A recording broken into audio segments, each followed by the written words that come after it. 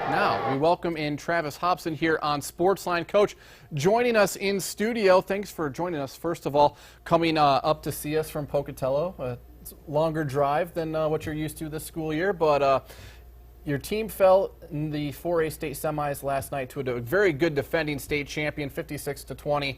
How tough was that game, and how good is Bishop Kelly? Bishop Kelly's the real deal.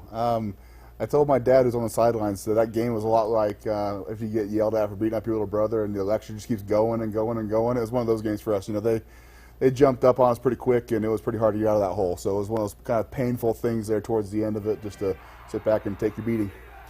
But you made it to the state semifinals in your first year as Century head coach. Did this team surpass your expectations coming in?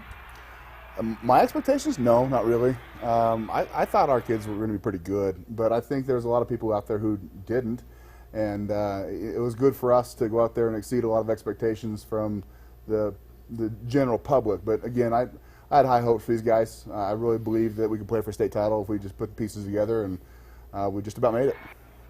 Your only losses were to district champion, or defending 5A state champion Highland, district champion Rigby, a 5A playoff team in Skyline, and the defending state champion Bishop Kelly Knights. What's that say about your ball club and how they got things going in your first year? It says a lot about the ball club and that they're a resilient bunch. We knew there was going to be a learning curve. That's kind of the first year jitters. We had a lot of things to install, both offensively and defensively. Our staff had to figure each other out. And I think once we got there, the things just kind of fell in place. We had a couple big games that are games we probably shouldn't have won, but hey, things worked out for us, and that's what good teams do. You win games when you're not really supposed to.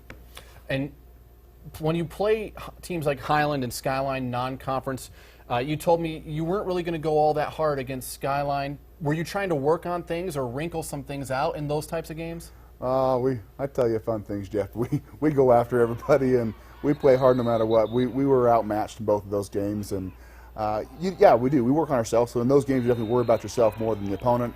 Those conference games, the games that count. You're scouting those guys. You're trying to implement game plans as much as you can. But for those teams, for Highlands and Skylines, and you just got to go out there and do your best and get your guys ready to go for the games that really count.